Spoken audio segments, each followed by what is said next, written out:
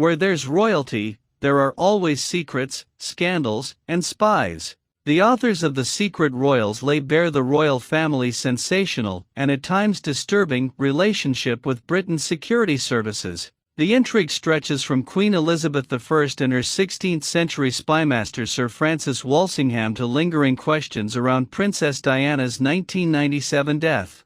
Here are 10 sensational snippets from this fascinating history book. Hello and welcome to my channel. Please do well to hit the subscribe button, like and turn on the notification bell so as not to miss out on any news update. Number 1. The SAS set Princess Diana's hair on fire during a training exercise with King Charles. Royals are trained by Britain's elite special forces so they know what to expect during kidnap and rescue missions. During one session, the SAS mocked up an assault on a building containing hostages where the rescuers used Range Rovers and stun grenades.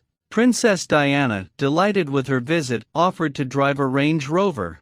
As she roared up to the building, the princess forgot to roll up her window, however. When the flash bangs exploded, a pellet stuck in her hair, which soon caught fire. As an officer quickly patted the princess's hair to stop it from burning, ensuring there was no harm done, Prince Charles and his entourage laughed. Number 2. A drunken man broke into Queen Elizabeth's bedroom while she slept. When Michael Fagan shimmied up Buckingham Palace's drainpipe in 1982, he triggered one of Britain's biggest security scandals. The drunk laborer smashed an ashtray and broke into the Queen's bedroom carrying a shard of glass. It was 7:15 a.m. The Queen pressed her alarm and, nothing. Her footman was walking the corgis. Her overnight police guard left an hour earlier. Not missing a beat, the Queen offered Fagan a cigarette and waited for backup. The maid arrived incredulous. "Bloody hell, ma'am, what's he doing here?" Queen Elizabeth took it in stride, but she was angry, criticizing her security team once Fagan was led away. Number 3. King Charles and Princess Diana avoided a bomb at a Duran Duran concert. The Irish Republican Army plotted to kill then Prince Charles and Princess Diana at a 1983 Duran Duran concert and instructed Sean O'Callaghan to plant a bomb at London's Dominion Theatre. Luckily, O'Callaghan was an Irish police informer, but despite telling his police handlers about the plot, O'Callaghan found himself en route to London with $2,300, a fake driving license, and plans to collect explosives. He wasn't sure how far he should go. Scotland Yard finally leaked news that an IRA jackal was in town, raising the heat and allowing O'Callaghan to back off without suspicion. Duran Duran's Roger Taylor called it the scariest moment of his life. Number 4. Diana once jumped off a first-floor balcony in the Austrian mountain resort of Lech to shake off her protection team. Despite the threats against their lives, Charles and Diana became intensely secretive as their marriage came to an end, at times even evading their own security teams. Diana was the worst, according to The Secret Royals. Even early in her marriage, she became rather good at giving her own security the slip.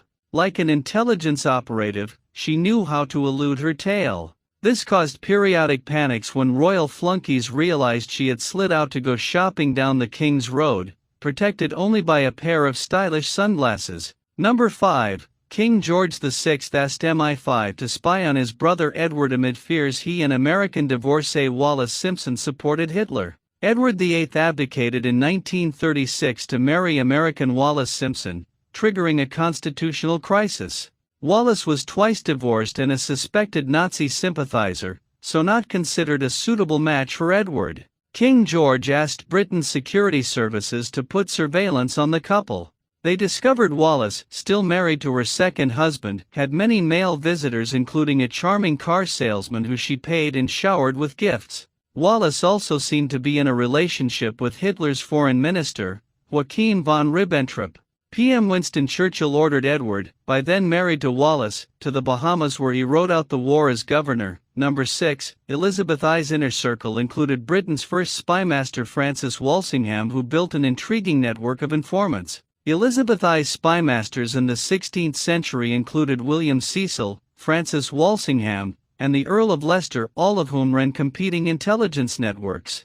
Although Walsingham is the most famous, all three men ran separate networks with distinct styles and clientele, often smearing enemies and undermining each other. Elizabeth was in control, however, personally involved in day-to-day decisions including how specific suspects might be tortured and how best to seek plausible denial when it suited. The Queen ensured she took advantage of every spy tool available to defeat her rival Mary, Queen of Scots, in England. Number 7. Queen Victoria was often at odds with her government over intelligence. Queen Victoria's era, 1819 to 1901, was filled with political upheaval at a time when royal intelligence channels clashed with amateur equivalents used by nation-states. Britain's Secret Service MI6 wasn't even formed until 1909 or acknowledged until 1994. The monarch used private sources to bypass her cabinet and protect her dynasty. Queen Victoria, who often disagreed with her ministers over surveillance issues, used royal intelligence sources to outmaneuver government decisions and policies and acted as an early intelligence gatherer, analyst, and, in modern jargon, consumer. Number 8. King George VI initially had doubts about young Queen Elizabeth dating Prince Philip, so he had the Met Police Special Branch compile a secret dossier. Queen Elizabeth's father, King George VI, had concerns about Philip as a suitor for his daughter, so the king asked Scotland Yard's Special Branch to compile a secret dossier outlining Philip's background, loyalties, and politics. Surveillance officers reported back about Philip's coarse language, messy rooms, late-night drinking, and a Canadian girlfriend named Osla Benning, who worked in the naval section of Hut 4 at Bletchley Park. They also noted Philip's sisters had Nazi connections through their marriages. If that wasn't enough, the king's eyes and ears doubted Philip would be faithful if they married. Elizabeth had made up her mind, however.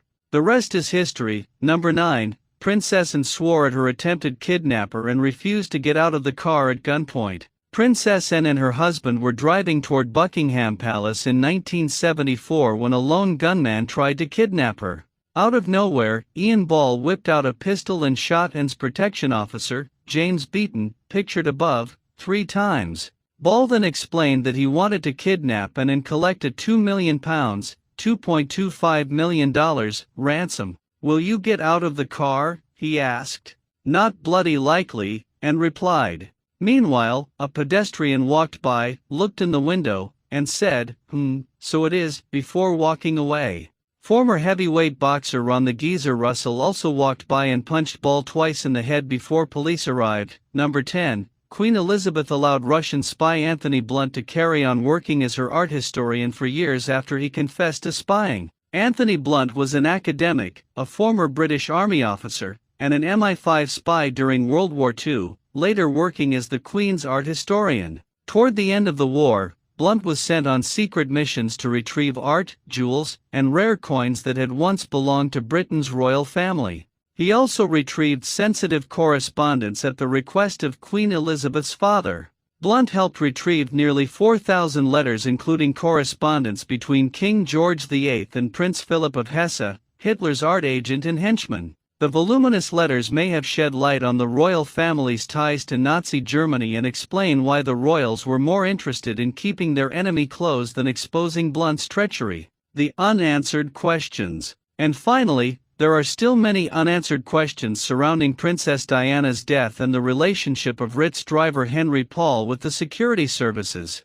The acting head of security at the Paris Ritz Hotel was clearly known to several security services, according to the secret royals. He was in regular contact with DGSE, the French equivalent of MI6, and the DST, the French equivalent of MI5. According to a U.S. law enforcement official, Paul spent the last several hours before the crash with a DGSE spy where he was paid $1,000 and had the cash on him at the time of the crash. It seems these types of arrangements were common at high-end hotels where security teams had to manage guests with weapons or VIP requests. Thank you so much for watching. Make sure to leave comments and to like and subscribe. Thank you.